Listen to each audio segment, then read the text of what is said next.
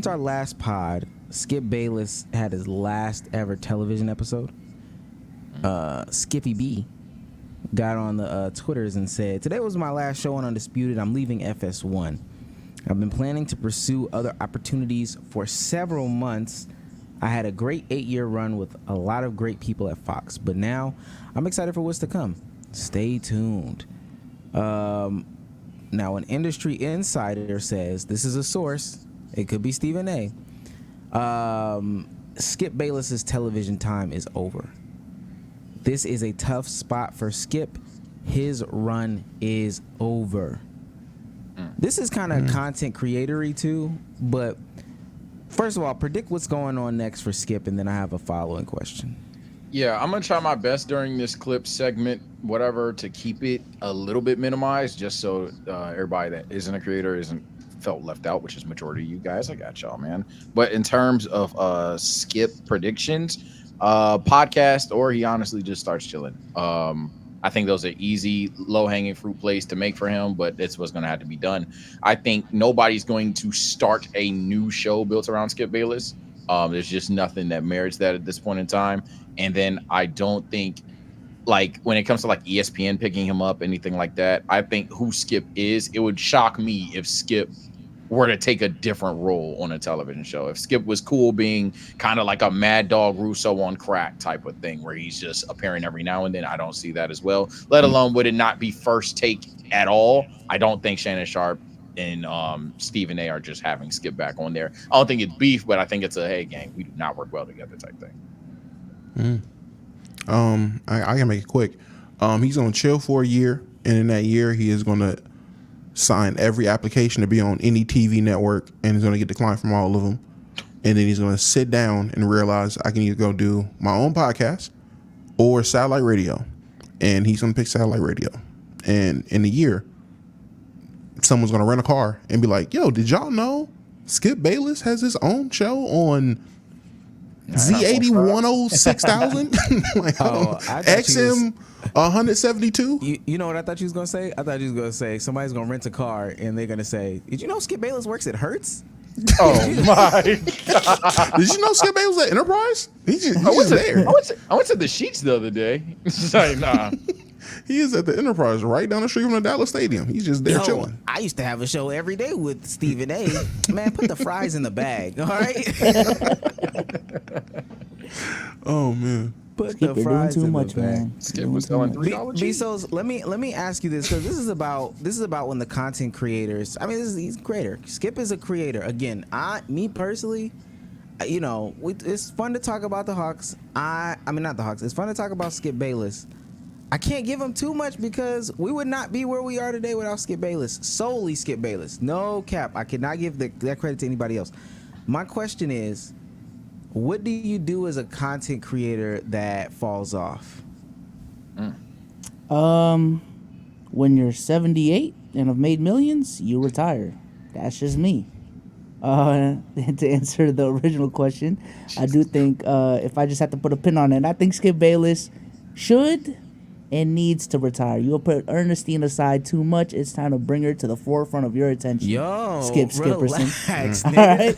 Hey, I'm I just ain't talking saying. about nobody's wife. No, I'm just saying. Nah, He he's crazy. Bro, I'm just saying he said that he was gonna put Ernestine to the side for his career. I'm just saying it is time.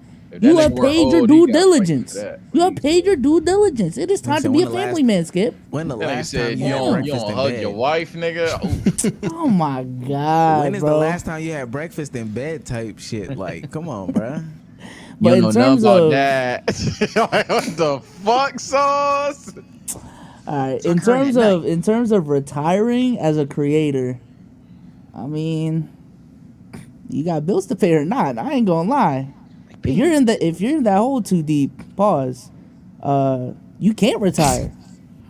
I'm just saying, you can't. You got bills to pay.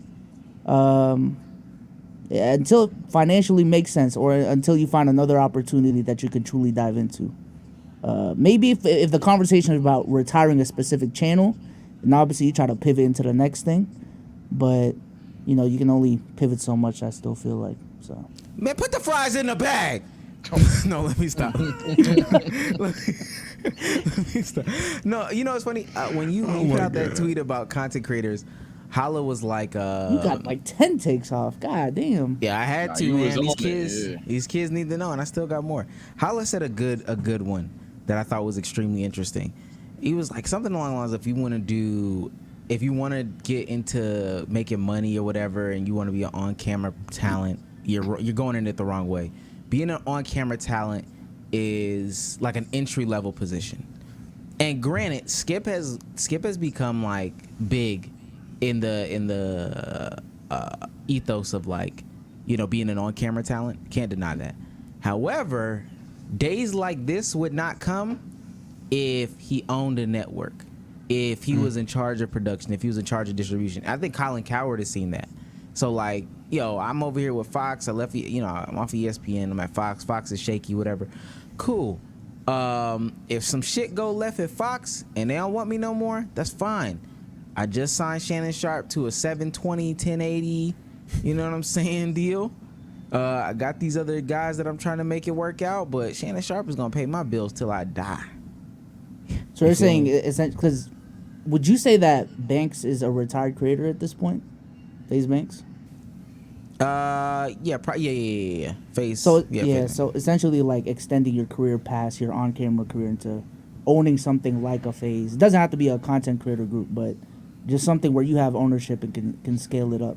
Right. And use like your past experience to your leverage. Same thing with like record labels. Like, all right, there, you know, Drake is on a record label. Drake makes a lot of money.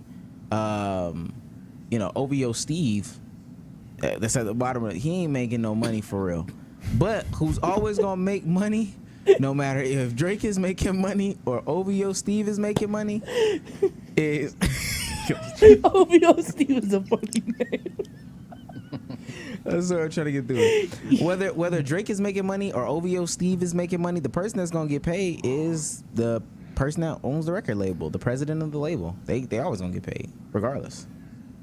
Ownership's always good. Like I've even True. had some people criticize my, whether it's house buying strategy, whether it's cars, anything like that, because I know a lot of people like turning their debt into positive gain for them, but I'm sorry, I'm addicted to ownership. I love owning my stuff. I love owning my car. I don't like paying car notes and things like that. So Yo, I don't know if he that's like, souls as a child.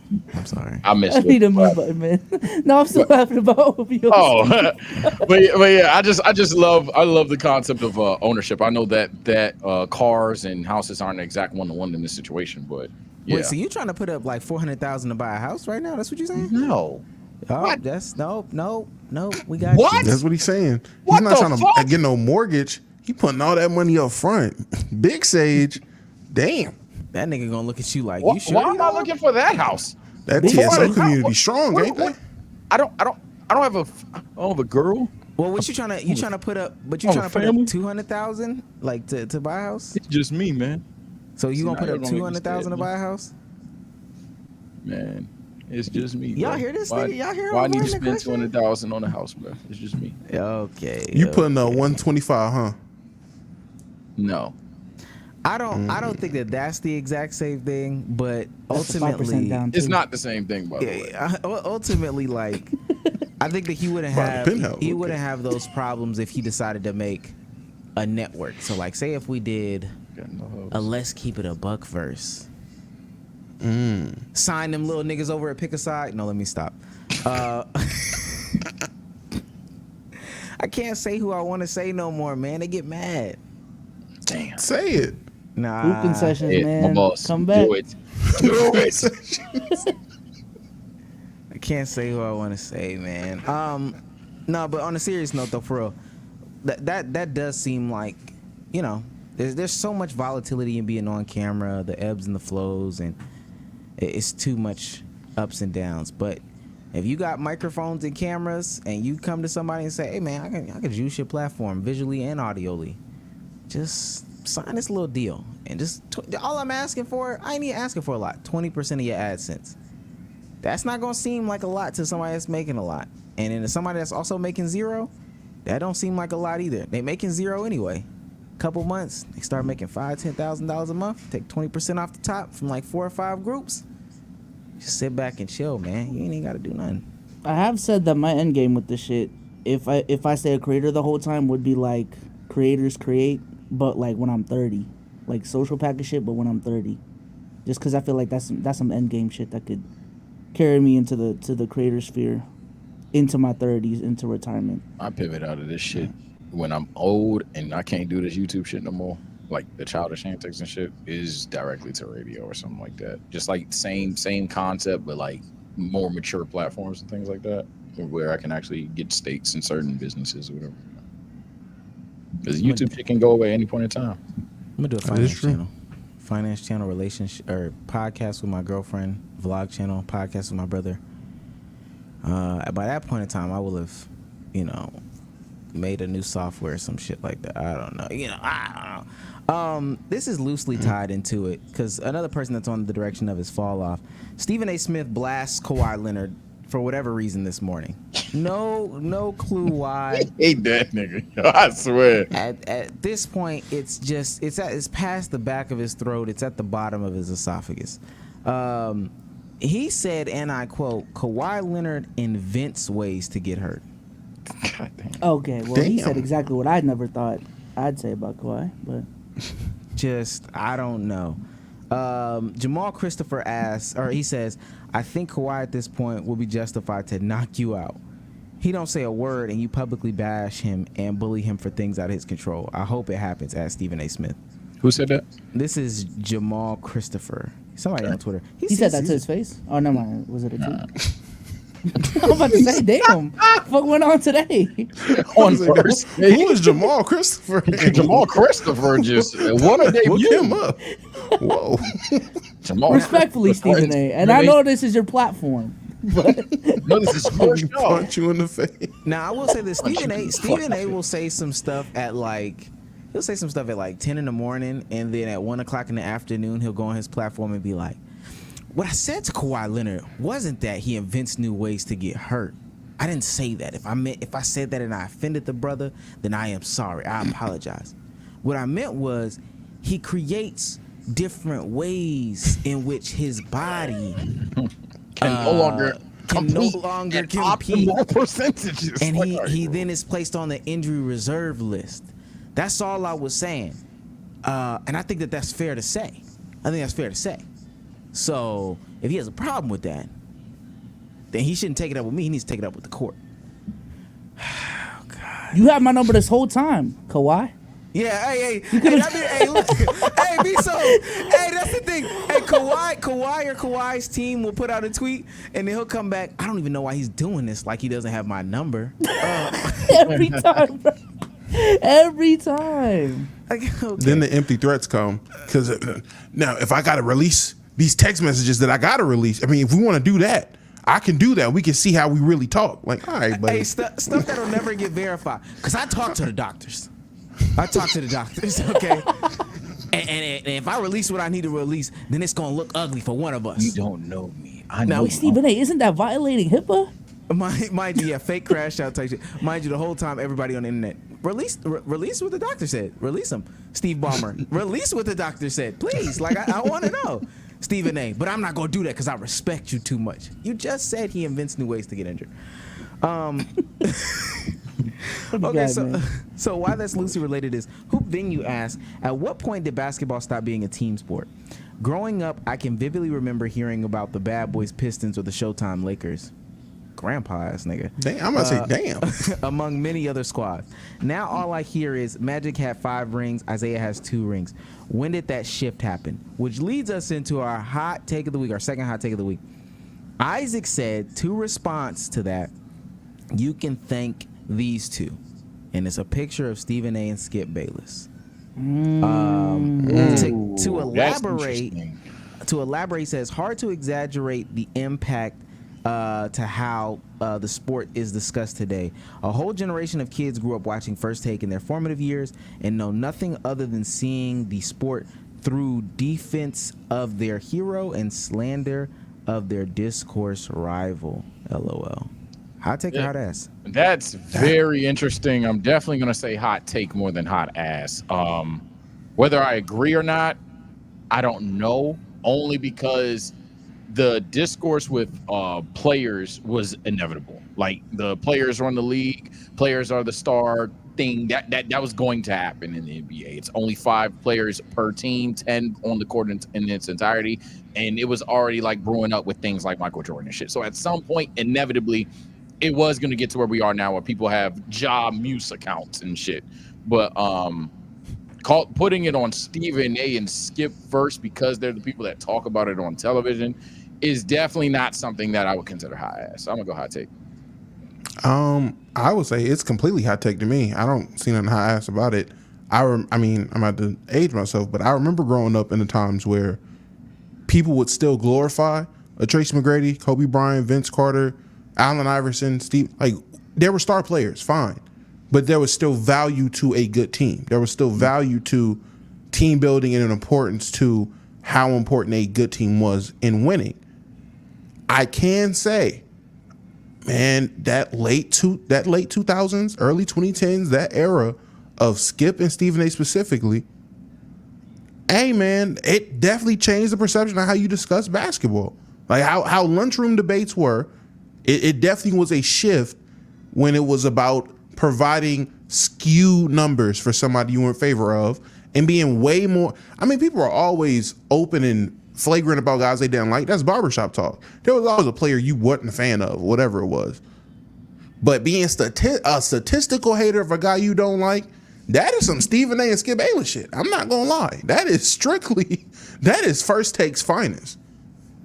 It would have to be a media member though, right? Like we can't really blame a LeBron or even a Jordan in this discussion because it's about how we discuss the game and like players don't really have a say in that. So as far as being player centric, because I can't even think of the dude that was like the Skip Bayless to Michael Jordan, unless I just don't know the dude. It would have to be at the very least Skip, right? Stephen A. Listen, Stephen A and Skip in the 2000s was the biggest names on ESPN outside of Stuart Scott and I hope I'm saying his name right. Yeah, no one hated him, and I don't think he was like one of those people. From what I remember, he was not a guy that was just blatantly hating on people. He was a likable dude. It was them too. They were ESPN was the most prevalent place to watch anything about sports at that time on TV, on cable. It was them too. I'm with Souls on if it's one of the two, it's definitely more Skip than Stephen A.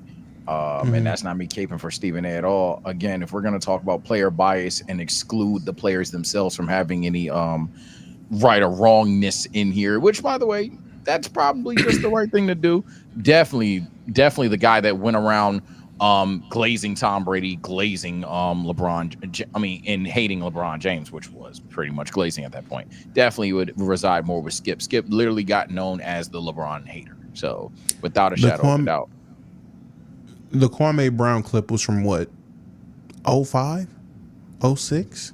Yeah. No. That had to do with the Pau Gasol trade. Yeah, 07, 08, around that time. I wouldn't count that though. It's like I'm just saying in terms of that stuff, like that Kwame Brown rant is literally the pioneer of like how a lot of people discuss basketball players, how majority of content creators discuss players they don't like. Hell, anytime I start ranting about Westbrook, that is literally what that would stem from, is how we all grew up as kids subconsciously, not even realizing it, seeing a nigga talk about Kwame Brown that way on national television on the most prominent platform there was. Buddy brought up PTI or PIT or no, pardon the interruption. He brought that up. Gang, I remember that show. They were not as big as I don't remember them being as big as Skip and Shannon. I'm sorry. I mean Skip and Stephen A. I don't remember them being as big as them ever at any point in time. Generic Sports Center was if you 50, at that point. I'm gonna say if you 50, you got it, gang. Hey, put me in my place. I was just a kid. But I remember being in a barbershop, PTI be on. Everybody chilling. Niggas was talking about music and cutting. Hey, everybody was chilling. If it was Stephen A and Skip, hey, we are watching what they're talking about and reacting to that. Like that is commanding attention. Yeah, that's the thing that I want to say. I think Omar's back now. But now you good. You back now for us. Not bad. I hope this doesn't mess up the audio, the individual audio. My thing to add to the guy that said the PTI thing, from my understanding, Skip Bayless, like in the '90s, was writing slanderously towards like the Cowboys and stuff like that. It's the reason why is Cowboys coach in the night Randy Johnson or something like that. I think it's Randy Johnson. I think that's the reason why Randy Johnson don't like him. Like he used to say crazy stuff all the time, and it didn't necessarily have to do with just like, you know, it didn't just get to when he got to the main stage on ESPN, and I get the ESPN came later, but also we could talk about people who started stuff, and we could talk about Jimmy Johnson, not Randy Johnson is pitcher. What's it called? We could talk about people who start stuff, and then we could talk about cultural influence and the boom and the who took that and turned it up to another notch. That is Skip Bayless and Stephen A. Smith. I know a lot of people don't like them. That's why I at the end of the day, I gotta give them their credit, because the reason why we talk about sports the way that we talk about it is because of that. Like it is them. And I do want to say too, if you look at older broadcasts when it comes to sports, you know, NBA broadcasts, that's why people are fans of like NBC getting back in the mix. The way they used to tell stories was just so different. It was just totally different. They didn't get into this whole let me select these 3 numbers and then also tell these lies about this player. It was some good storytelling. Yeah, what's interesting about this conversation, and the reason why I'm probably gonna like 100% say that, yeah, it's definitely more hot take. I don't see how some people would argue hot ass. Is Stephen A. and Skip kind of did what like a lot of even our sphere of content creators, the next gen niggas do. Just hit the go live button. They literally, like, in hindsight, when you really, really, really think about it, I know a counter to what Dama was saying earlier is, well, who wasn't already doing that? Everybody was always talking like that. Yeah, but they did it on TV. And obviously things like SportsCenter existed, but SportsCenter would have like 3 to 4 minute discourse and then top 10 highlights, highlights, talk about what the team's strengths and weaknesses is, go league, the league, and boom. First Take will sit there and for 30 minutes talk about why LeBron in 2011 was ass. That's it. I think y'all aren't understanding the volume of presentation and the importance of it being right in your face. So yeah, I definitely say that it's a fair argument to make if you are excluding players. If you want to count players as well, which isn't the most unfair thing to do, then of course you can say, oh, it definitely started with a guy like LeBron. Actually, it started with a guy like Jordan. You can definitely do that.